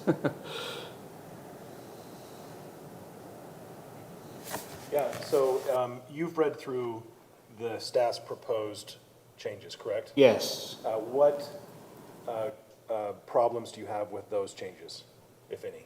I don't personally have any problems with those changes. As a matter of fact, the 17 people that signed my petition, they all fall in either the 0 to 8 or the 9 to 14. Right. And so I'm representing all those guys, and not a single one would be left out. So yeah, so I'm good. I'm good with that. Okay. If, you know, and the city engineer, Kevin, you know, I think obviously he's been dealing with this for years. So I can't tell as a resident, just probably like most of us, but so that's why we get professionals to kind of tell us how these things work, right? So, but I do know that with the terraces and things that I have in my yard, I can retain a pretty decent amount of water. And I've already seen it. As a matter of fact, when I built up there 3 years ago, and Kevin gave me the requirement to do a berm. So I had to have a 6-inch berm by 2 foot wide. And I've done that, and I've seen all this water. I don't know if you remember in the fall, but we had a pretty major one. And it retained it all. Not a single drop went into the two's yard. And I couldn't believe how quickly and easily it permeated back into the surface. So anyway, just a thought. Yes. Just along those lines, I mean, have you seen in the hillside any, drainage problems or flooding, especially with neighbors that may have put in new improvements or things on their property? I haven't personally. Some of my neighbors are here. Have you guys seen any of that? Seen any? Up there is kind of a unique spot because me and John Stevens, we're the 9 to 14, but these three guys are pretty much in the 0 to 9. And so we've got actually kind of a spot that's quite flat up there. And so we don't see a lot of running water in our neighborhood. So.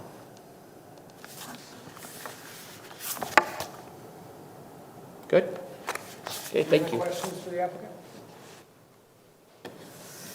Thanks for your time. Okay, thank you.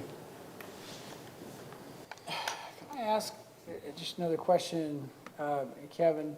You mentioned that this hillside overlay area you think may have been established because of concerns for geology rather than drainage. Could you explain that a little bit? Well, I think the geological hazards, if you look at the state maps, some of them show a fault pretty much running right down the middle of 610 East. This area, many of you might know, but it was an old gravel pit. Chief Child and his dad used to work up there, and I can't remember exactly who owned it, but before it was developed by Charlie Rockwood, it was fairly flat. The green kind of up on the east side, now that's probably over 20% slope. And those lots are less than 9%. As you go east to west, it's again probably 2 or 3%.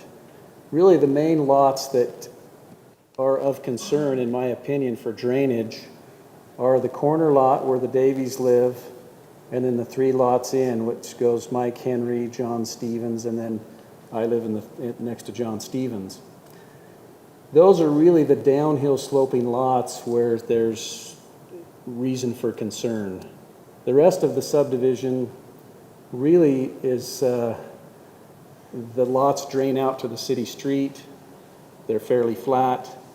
So that's why I bring up that comment. In my opinion, is that I think the geological hazards weighed fairly heavily, similar to the Park Hills subdivision by the park, Freedom Hills Park. So that also had geological hazards and faults in that area. So I don't know that there's been any drainage issues up in that development per se, but again, the soils are very, they have a high perk rate, and so that probably factors in. But that was before my time when this subdivision was platted, but just looking at the general slopes and looking at the as-built drawings, the grades of the roads and of the lots, again, all except for those 3 or 4 lots are fairly mild. Yeah, I think the hillside was adopted previously, so when you look at the Shadow Mountain, which is to the west, with that cul-de-sac, and then now the 3 lots just above it that were removed, it's not shown on the map. I think that was the early 90s. I think the hillside was in the late 80s when created. So that subdivision was developed as an entirety during the hillside, because you'll see the notes of the subdivision above was reviewed as a hillside. They didn't identify geologic hazards as a part of that. I don't know how thorough that study was, how in-depth that study was in the early 90s, but the whole subdivision was developed under the hillside ordinance, and I think it did come from those inferred, because it's a gravel pit area. If you follow the trace lines of inferred faults and known faults, a fault's not as linear line as you think it's going to be. There's a haphazard pattern to where, but this is the general area where the slip zone. But we have a slip zone down through the middle of Centerville City, particularly to the northwest, a historic slip zone there too. So I think they didn't find anything, because the reason I say they didn't find anything is because there's no setbacks listed in this development from a surface fault. We used to have a 30-foot setback. It got increased to 50-foot setback for primary dwellings. We don't have that in this subdivision. So for whatever reason, they didn't apply a setback standard from a fault line, whether it just was not traceable at the time of development. Again, wasn't here either for the thorough history of that, but it was developed as raw land at the time of the hillside and has just been maintained in that hillside sector. Thank you. Okay, any other questions? Just Yeah, go ahead.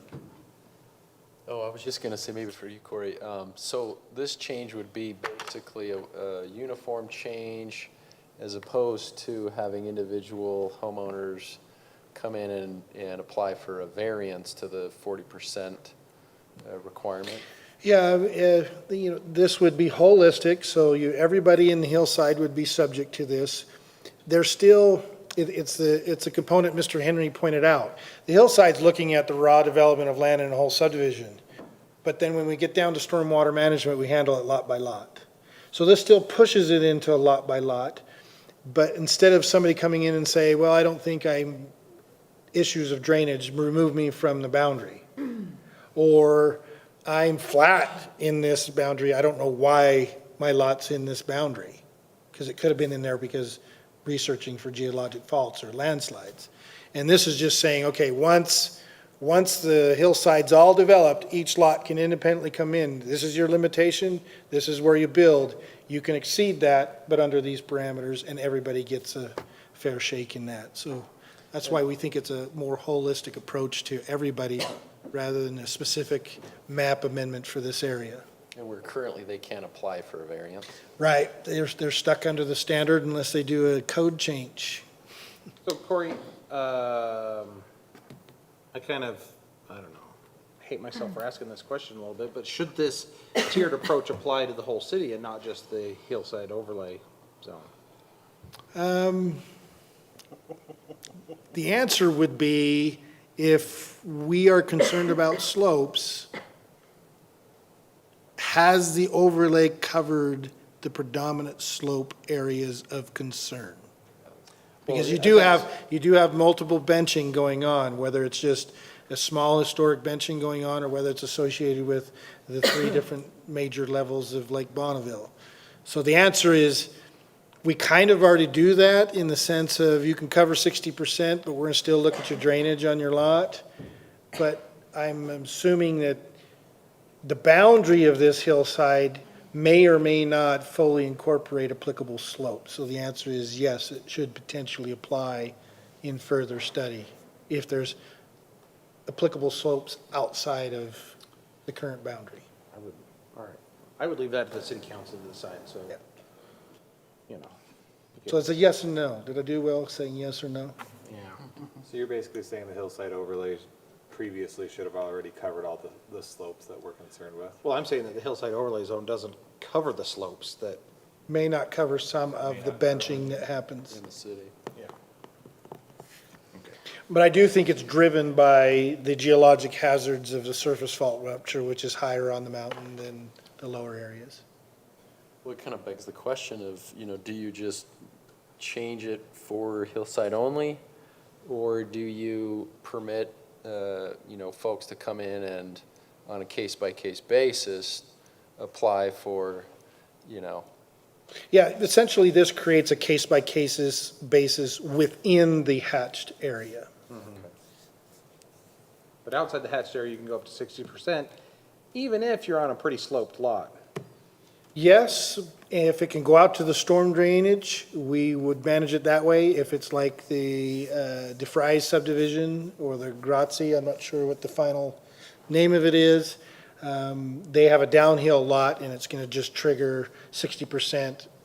And as Kevin recommended in that subdivision, a 100-year storm, which is going to be a greater review than maybe some of these 0 to 9% reviews will be. Okay. All right, if there are no further questions, now we can open it for the public comment. Any of the public want to step forward?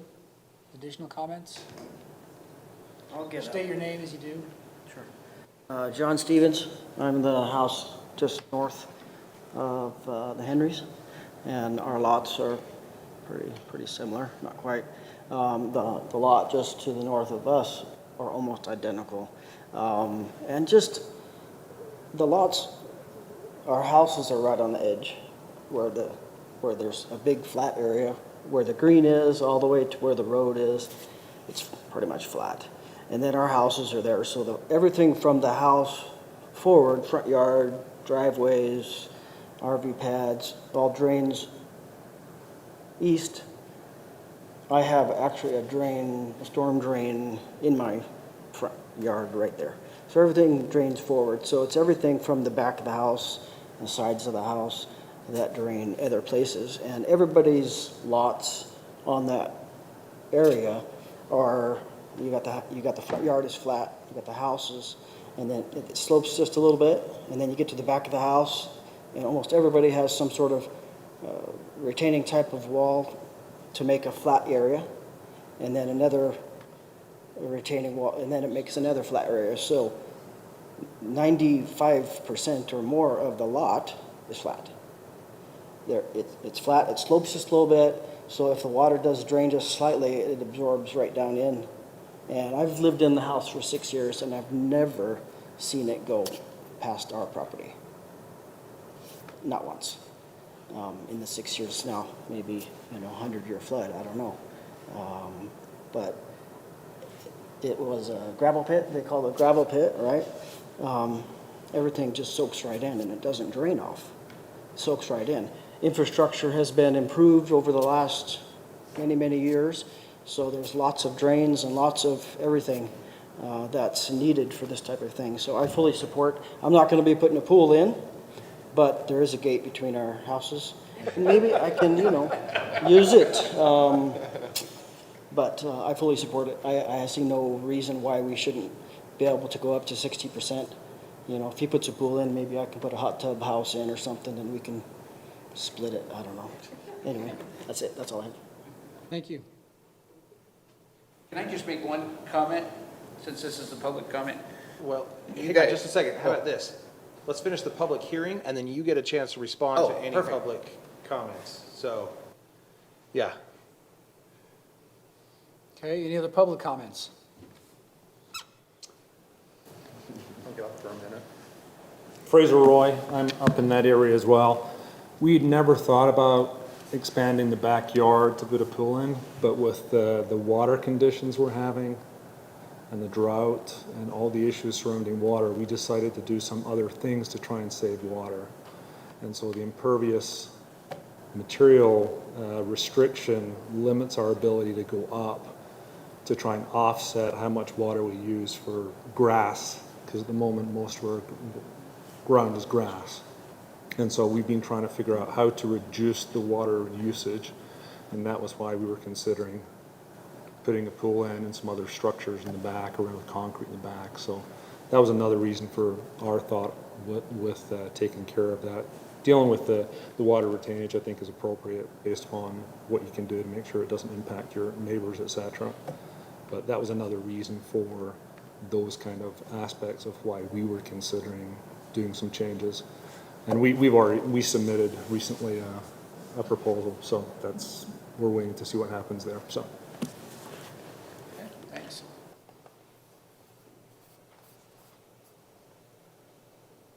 Any other public comments?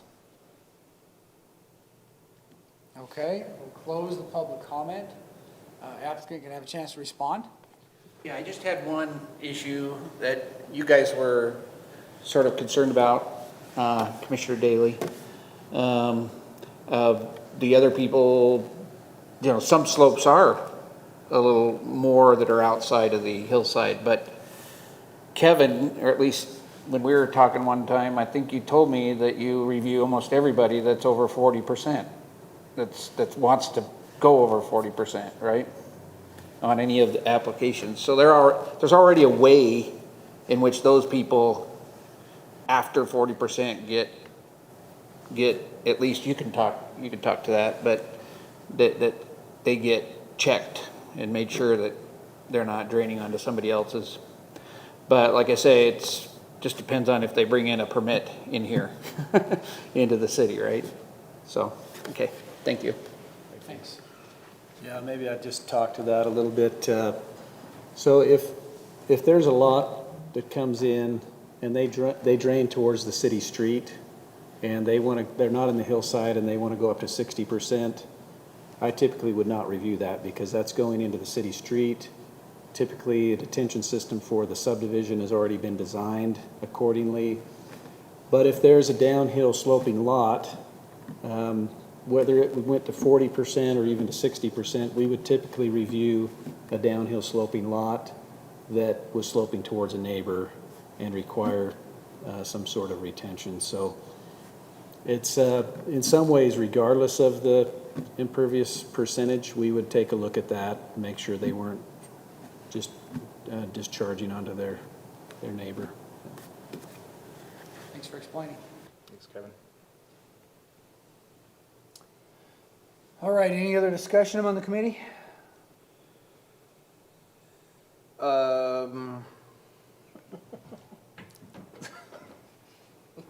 No, I just think the only thing I would say is maybe, I like the proposed language from staff, and maybe we just need to add that little bit of language that, like Mason was mentioning, to the section talking about acceptance and approval of the engineering documents. And then I'm comfortable with proceeding. And in terms of adding language, I actually, as on further reflection, I'm comfortable with the language that's drafted. I think it gives a lot of discretion to the city to make that maintenance agreement. But Do we need to change the title of that maintenance agreement, or Lisa, is maintenance agreement sufficient for that? I mean, if you just want to be a little more clear that, you know, a maintenance agreement for the detention, retention, drainage facilities, or whatever the maintenance agreement is for, I'm not quite sure, but whether it's for the landscaping or all the facilities, but, you know, just referencing, because it looks like they have to provide these proposed detention, retention, and drainage, you know, so. And that's part of why I was more comfortable with just it as is. We could add language that would make that more clear, but given that almost every maintenance agreement is going to be bespoke anyways, each lot's going to be different. Some of them may have landscaping issues, some of them may not. Some of them may have terracing, I don't know. I don't, here's the problem that I'm thinking of. From my perspective, the more we add things, the more we fence ourselves in. And so it's a really fine balance between giving yourself enough discretion without leaving you unfettered, but then also not handcuffing yourself. I felt like this was an okay landing after Corey explained it. Great. And are those maintenance agreements, are they recorded? Not according to this statute. Yes, it would be, It would be? yeah. Okay. Just so that future homeowners know what they're Exactly, getting yeah, into. that- Yeah, because Yeah. that's the thing, is making sure that they understand that there are obligations, they can't go in and make some changes. Okay. Happens, but. All right. Fair enough. Well, I'll just comment, I was encouraged when I saw this in the packet. Some of you who were here will remember the night application and how opposed I was to it. I thought that that was the bass-ackwards way of going about helping a lot with their impervious surface. I think that this is the correct way of doing things, so I'm generally in support so far, until I vote. I think this addresses kind of what you were saying before. I think one of your concerns was just spot zoning it. Yeah. And this is hitting exactly what we were talking about. It kind of hits the whole hillside overlay, and then having the percentages, I think, really simplifies it. I like it. And to your point, Corey, is it makes it more fair for everyone. There's a rationale for, based on your slope, et cetera, here's what you can do. It's not just the planning commission having a good night and just deciding to approve whoever. Yeah. It's spelled out pretty well.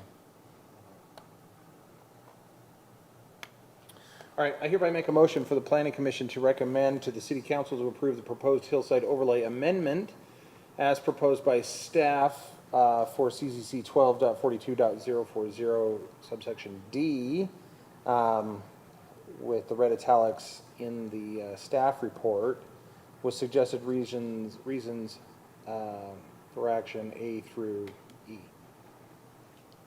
Second? Okay, we have a motion He can and a have the second.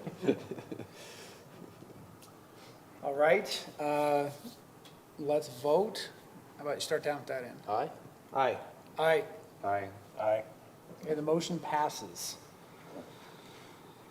Okay, well, thanks for everyone's time with that. Let's see, so.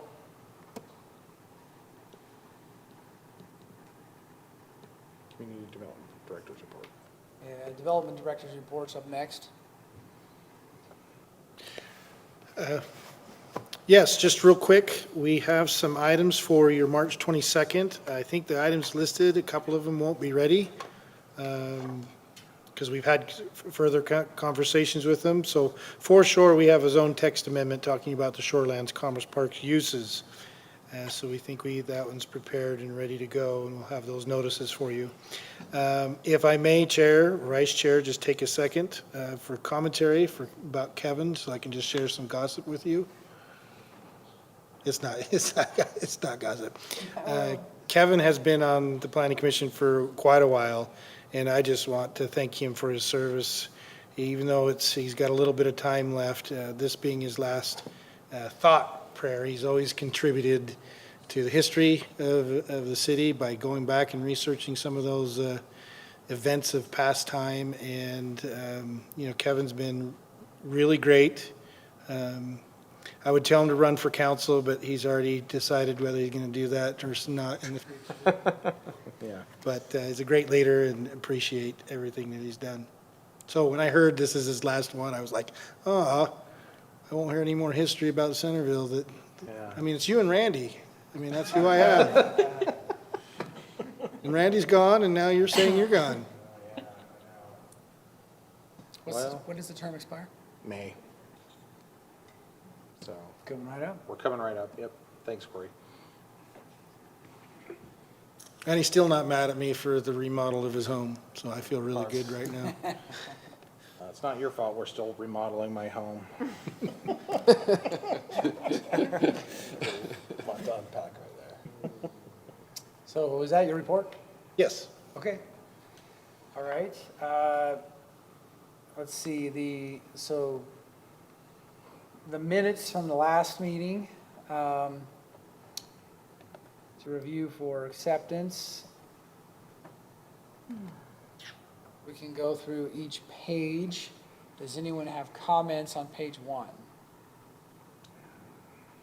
I read through it, I didn't have any comments. Page 2.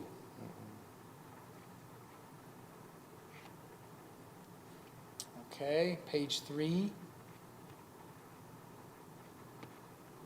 No, page 4. Okay.